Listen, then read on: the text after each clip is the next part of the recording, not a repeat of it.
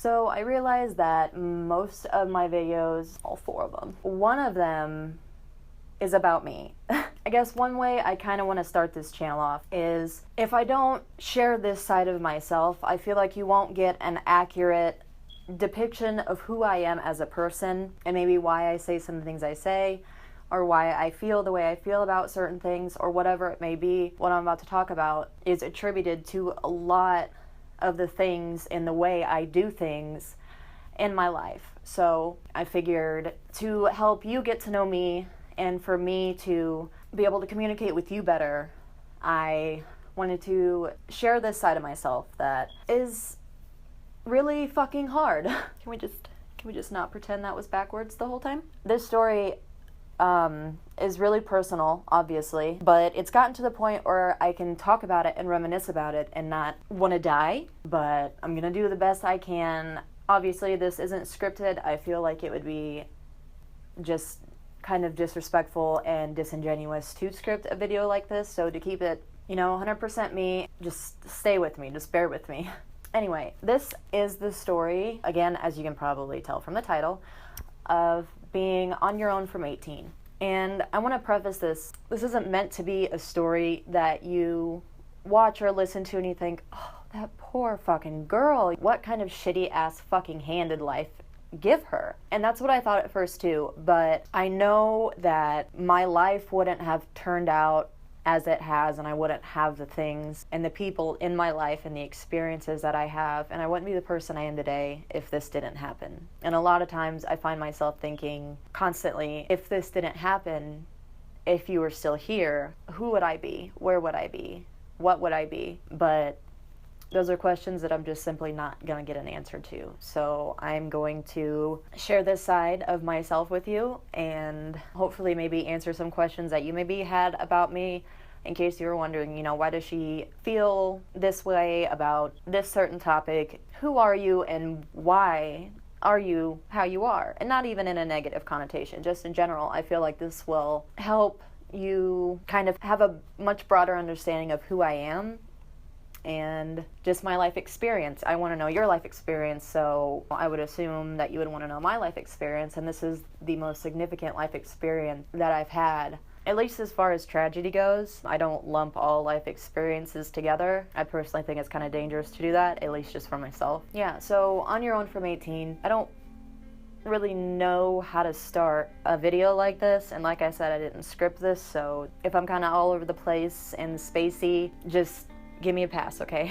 I grew up on a farm in the middle of Illinois, in the middle of bumfuck nowhere. I mean, literally, bumfuck nowhere. Just about any animal that you could think of. We had pigs, we had horses, we had cows, we had fainting goats. We did have 2 peacocks at one time, dogs, cats, birds. I mean, I would not trade that experience for anything. I wouldn't have traded it for growing up anywhere else, in any other town, in any other house. Growing up on a farm was magical in every sense of the word, but just because something looks magical from the outside doesn't necessarily mean that that's what it always is on the inside. It's not always an accurate depiction of what the inside of the book looks like. Just because a cover is beautiful and mystical doesn't necessarily mean that everything is perfect once you open it and that the story's going to end exactly how you planned for it to end. So I guess long story short, this is something that I could literally talk forever about and ramble on about and probably end up crying at some point in time, and I really don't want to do that. So I'm just going to try and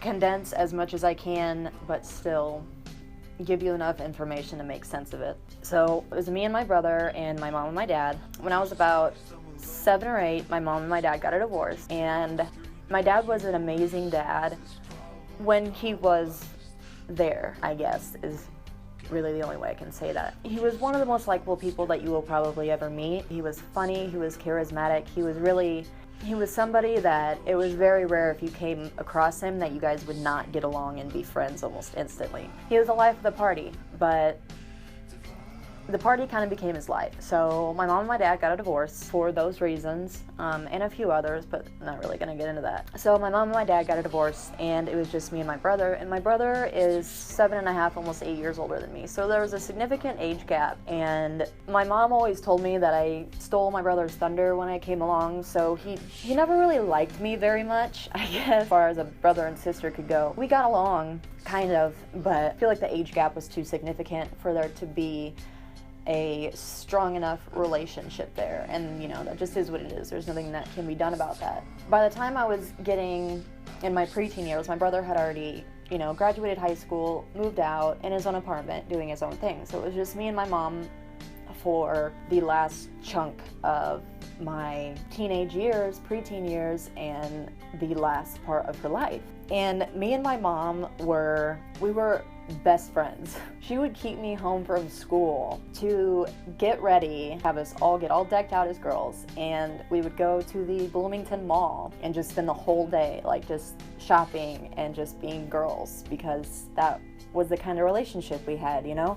In every sense of the word, my mother was one of the most amazing human beings that I have ever met in my entire life and will ever have the pleasure of meeting ever again. She is the woman that I got my strength from. So beautiful. A lot of people say that we look just like twins, and we were just best friends, you know? I mean, I don't really know how else to say it. Every experience that we had, it was a shared experience. We did everything together. Every memory was of us being together. We were essentially all that each other really had in the world. Her parents died when she was 18 too, and like I said, my brother was older than me, so he was kind of off and doing his own thing, and because he never really had like a large prominent father figure around, he was very closed off and very angry and very hurt a lot of the time. So he was kind of like a brick wall emotionally, I guess. My mom and I were identical emotionally, the way we talked, the way we walked, the things that we thought, but we were also very different in a lot of ways. So yeah, growing up, it was me and my mom through everything. She was always there in sports or cheerleading or band or tap, jazz, tumbling, ballet, ice skating. She put me in everything, and of course I quit damn near everything. But you better fucking believe that any audition or game or practice or anything, she was there, and she was in the bleachers, and she was the parent that was screaming her head off that had like a homemade sign like with my face on it, and I was like, Jesus Christ, Mom, please go home. But she was everything to me. It was the same way with her, you know? So long story short, I had graduated high school that spring and I turned 18 that June. And October and around the end of September, my mom always had gastrointestinal problems. She always had a lot of stomach pain. It wasn't a new thing by any means whatsoever, but she started having these really, really intense stomach pains, and it got so bad over a period of 48 hours that she was literally laying in like an ice cold tub with, you know, washcloths on her face, and was just trying everything she could to make the pain stop, you know, and kind of help get things going again so she could feel any kind of relief. Her chest hurt, her entire body hurt at this point. And my mom was the type of person that you could literally cut her fucking leg off and she would be like, I mean, do I need to go to the hospital? It got to a point where she looked up at me and she said, I need you to call your brother. And that's when I knew, oh, this wasn't just some really, really, really bad stomach pain. This was not good. So I called my brother and he got there. And of course, immediately, like I was telling her as well, he was like, we need to call you an ambulance, you need to go to the hospital. You know, and she's like, no, I'm not gonna go to the hospital. And we were pretty much like, we are calling an ambulance and you are going to the hospital. I mean, you are in an insane amount of pain and nothing has given you a reprieve. And once you get so backed up, if you don't get any reprieve from it, it can seep into your blood and your blood can turn septic and therefore kill you in a very short amount of time. So that was me and my brother's main concern. So got her an ambulance, got her to the hospital. It was what we thought. It was her gastrointestinal tract. It was like there was a blockage there. She was in the hospital for a few weeks at this point. There were a couple other complications that arose, but they were able to figure them out. But they still couldn't figure out how to get her any type of relief at all. And through those weeks, you know, my mom was the type of person that she could break both of her arms and her fucking legs and still would think about taking a Tylenol. They did have her on a couple drugs for pain and a couple drugs to try and help dissipate the blockage and, you know, calm her heart rate. She had high blood pressure, high cholesterol, things like that. But in every sense, she was a very healthy woman. She didn't drink, she didn't smoke, you know, she didn't do drugs. She was just normal, mom taking care of her kids. She ate healthy. She, of course, always thought that she was a whale, but she was never anywhere even close to it. She was absolutely beautiful. Towards the last couple days at the hospital, she started to act kind of confused, like she didn't really... It was almost like she was like losing touch with reality. And, you know, naturally that was a really hard thing for my brother and I to see, because she was a pillar of strength. I mean, she was the strongest woman, the strongest human being that I've ever met in my life to this day, and probably until the day I die. So seeing her like this and kind of not completely in control was really jarring for us. And one night when I was there, I came there. At the time, I had just enrolled in a community college, and I was taking as many courses as I could in that semester, and I had 2 jobs at the time. I was working at Steak and Shake and Hollister. So I would come to the hospital in the morning before I went to school, and then right after I got off of work, and I stayed there until usually in the middle of the night, and my brother would already be there because he worked second shift. Usually I slept at the hospital. I would sleep a couple hours and then get up and go to school and then go to work and, you know, do it all again. And one night when I got there, she was acting really, really agitated. She had, you know, IVs in her, and nobody likes being in a hospital, and especially her, because her mom, you know, died in a hospital, so it was really hard for her just to really be in that environment anyway. And she seemed so agitated. She was sorry. She was getting really agitated and really confused, and she, like I said, she almost seemed like she was kind of losing touch with reality. She was trying to tell me that something was wrong, and I kept asking her what it was, you know, what do you want me to do? And I was hitting the nurse button because she was getting really, really agitated, like something was hurting her almost, you know, kept moving around and trying to pull her IVs out, and she was just kind of being erratic.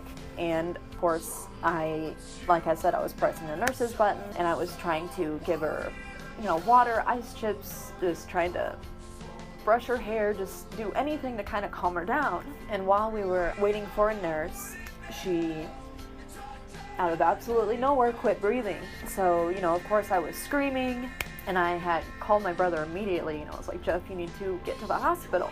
And he lived about 25 minutes away from the hospital, and he got there in like 7 minutes. So, and when he got there, my mom had stopped breathing, and then her heart stopped. And when he got there, they were doing CPR on her, but when he got there, he pulled me out of the room. I think he could tell that they weren't going to be able to save her. He took me back in there so we could at least be there with her. And they got her heartbeat back for a couple seconds, and then they lost it again. And then they never got it back after that. I feel like that night, everything that I knew and who I thought I was up until that moment was gone and was completely lost on me. She was the only parent I had. She was all that I had. And when I lost her, I lost absolutely everything. The farm, everything connected to it. But I guess the reason that I'm choosing to share this with you is because I want there to always be complete transparency between you and me. And if you didn't know this part about me, I feel like a lot of who I am and why I am the way I am, or why I say or think some of the things that I say and think, and why I do some of the things I do, will make more sense to you, and it will help you better understand me, which will help me better understand you. I feel like I always say this, but I don't know how to end a video like this either, other than on the note that no matter where you feel you are, no matter how sad or how hopeless or how alone you feel, and no matter how much of a lack of interest you have in really continuing on as a person just in general, it does get better. I can tell stories about her now and not cry. I can look at her picture now and not immediately cry. You know, she was my best friend, but we also had a very complicated relationship, and that's, you know, for some other video. But like I said, I don't know why I was feeling emotional or why I felt like I was compelled to tell you this, but I hope that this gives you a better understanding of me and my channel and what I plan to do here and maybe why I am the way I am or who I am. To the 4,000 of you that have decided to stay where I am, I just want to thank you from the bottom of my heart. It means the absolute world to me. And I really, really hope that you stick around. Guys,